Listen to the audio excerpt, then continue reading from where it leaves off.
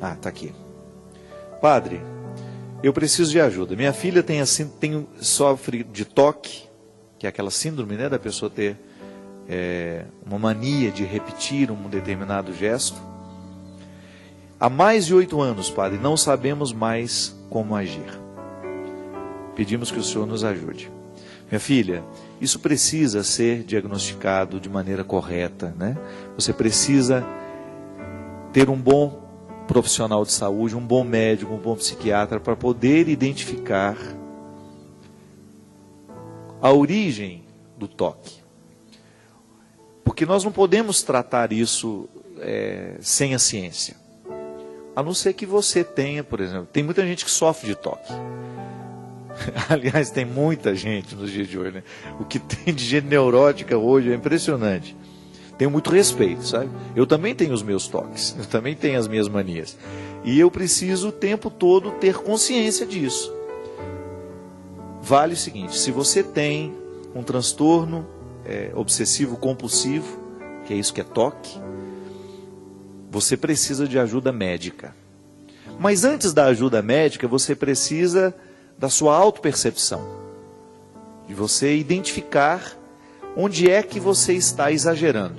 Tem gente que tem mania de lavar a mão, lava a mão 300 vezes e ainda se sente sujo. Não é só, o problema não está nas mãos. A reação, o acontecimento é lavar as mãos. Agora, existe uma causa muito mais profunda gerando esta ação. E todos nós corremos o risco. Isso é doença muito típica da pós-modernidade, né? Desse tempo em que nós estamos tão ansiosos, muita responsabilidade em cima de nós, muitos pesos, muita infelicidade, muita gente infeliz nos dias de hoje, fruto desse tempo, desse jeito de viver, dessa falta de vínculo, dessa falta de amor, dessa pressa. Então a gente precisa ter quem identifica isso, autopercepção. O que será que está gerando? Será que essa pessoa está passando por algum problema, por alguma dificuldade? Tentar amenizar isso com mudança de vida, com mudança de comportamento mesmo. Eu acho que há sempre alguma coisa a ser feita para evitar o avanço desses transtornos. Eu já tive muitos. Eu não sou uma pessoa muito normal. E já vivi muitos momentos na minha vida que eu tinha comportamentos muito estranhos. Eu me lembro, gente, eu era adolescente, eu tinha uma mania de entrar num espaço e fazer assim, ó. Por fim, eu já estava quase tendo um problema na cabeça, estava quase deslocando meu pescoço. Era um transtorno que eu não tinha controle. Eu entrava no ambiente e imediatamente eu tinha que fazer a medição com a cabeça, para eu saber se eu estava no meio. Ficava assim. E aí a minha mãe um dia percebeu. O que está acontecendo? Aí, respondendo para ela, mãe, eu não sei não. Eu só sei que todo lugar que eu tenho que ficar fazendo assim, medindo o espaço. Tem pessoa que vai dar um passo, que vai entrar no ambiente, não consegue entrar sem ir e voltar 2, 3 vezes, né? Como se aquilo fosse uma matemática. Eu identifiquei que aquilo estava diretamente ligado, a minha maneira de ficar assim, a uma dificuldade que eu estava vivendo na escola. Eu consegui identificar que foi depois de um momento que me aconteceu uma situação muito desagradável no colegial, que eu comecei com aquela mania, como se fosse um tique nervoso, né? E eu fui tomando consciência. Gente, era tão forte em mim, que eu tinha uma sensação que se eu não fizesse, ia me, sei lá, era uma coisa horrível, que fugia do meu controle, e que eu fui racionalizando, cada vez que eu tinha aquele ímpeto de fazer o negócio, eu fui racionalizando e fui diminuindo o meu ímpeto de esquartejar o lugar e de medir se eu estava no meio certinho. Como se aquilo fosse cair tudo em cima de mim e eu precisava estar protegido para que no momento que desabasse eu ficasse no meio certo. Engraçado isso, né? A gente não consegue entender os motivos da mente, mas a racionalização é uma coisa importantíssima. Eu conheci uma pessoa, por exemplo, que tinha o toque de voltar 300 vezes depois que ela descia do apartamento para ver se o ferro elétrico está ligado. Ela conferia que o ferro elétrico estava fora da tomada, ela descia, ligava o carro, pensava, ai meu Deus, será que eu desliguei o ferro? Aí subia de novo. Gente, às vezes fazia isso 5, 6 vezes seguidas. Você pode pensar, gente, então ela é burra, ela é idiota. Não. Isso é um transtorno obsessivo compulsivo, isso é uma doença típica da modernidade. Não sei se os nossos avós tinham isso. Aí, ela racionalizou, falou, gente, como é que eu vou resolver esse problema? Ela foi esperta, ela começou a levar o ferro dentro da bolsa. Levou por uns bons 2 meses o ferro na bolsa, porque aí não tinha que voltar mais. Ela olhava dentro da bolsa, o ferro estava na bolsa. Não é nada interessante você carregar um ferro elétrico dentro da bolsa, mas foi uma solução temporária que depois ela retirou aquilo da cabeça. Às vezes nós não sabemos por que a gente cria aquela obsessão, mas na verdade é um desejo de colocar alguma coisa dentro de nós no equilíbrio. Eu sempre digo isso e eu acredito mesmo nisso. Um quadro torto na parede, se eu entro dentro de um lugar que tem um quadro torto, eu já fico assim também. Ó. Eu entorto. E se eu não consertar aquele quadro, eu tenho uma sensação que eu estou torto também. É um transtorno? Não sei. Mas o que custa eu ir lá e consertar o quadro? Né? O problema é se eu morar num lugar em que tudo é torto. Aí eu vou andar assim o tempo todo.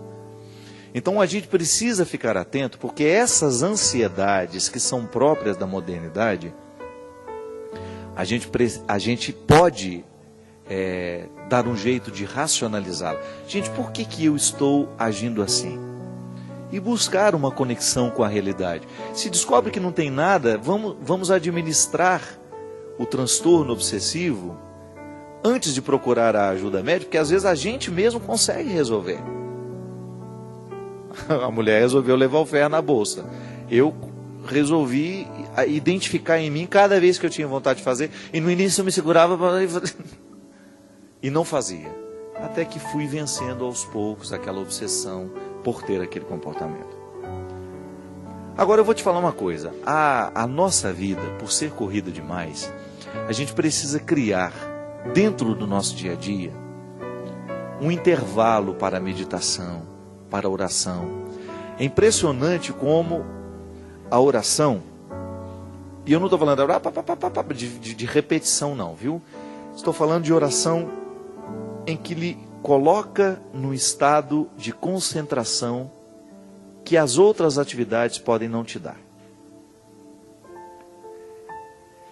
A meditação é um estado de espírito onde você consegue acalmar. Começa pela respiração, né? Uma das técnicas da meditação é você controlar a respiração. Respirar mais calmamente.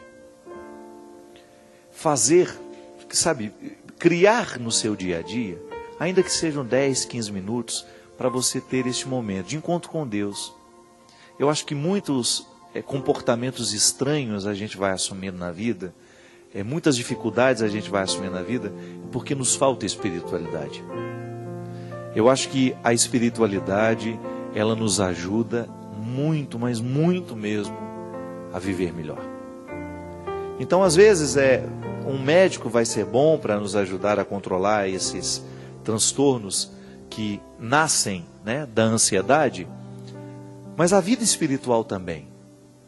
Colocar Deus na pauta do nosso dia. Isso é muito importante. Você criar um espaço para o seu encontro com Deus. De não dizer nada, viu? Porque às vezes a gente fala tanto no momento que nós estamos na presença de Deus, a gente fala tanto, que a gente saiu de lá mais cansado que quando chegou. Permita-se ficar em silêncio com Ele, sabe? Sente-se numa posição confortável, esqueça um pouco os barulhos, desligue o seu celular, ninguém vai ficar, o mundo não vai parar de funcionar porque você desligou o seu celular 15 minutos. E faça a sua interiorização. Busque o seu espaço. Esqueça o tempo.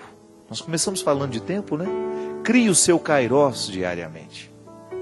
O Kairos é um tempo de graças.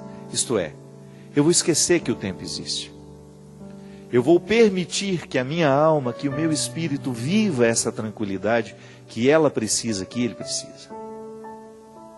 Para a gente se equilibrar um pouco mais, né? Nós estamos ficando muito esquisitos. E eu acredito que a espiritualidade, ela nos equilibra nesses aspectos.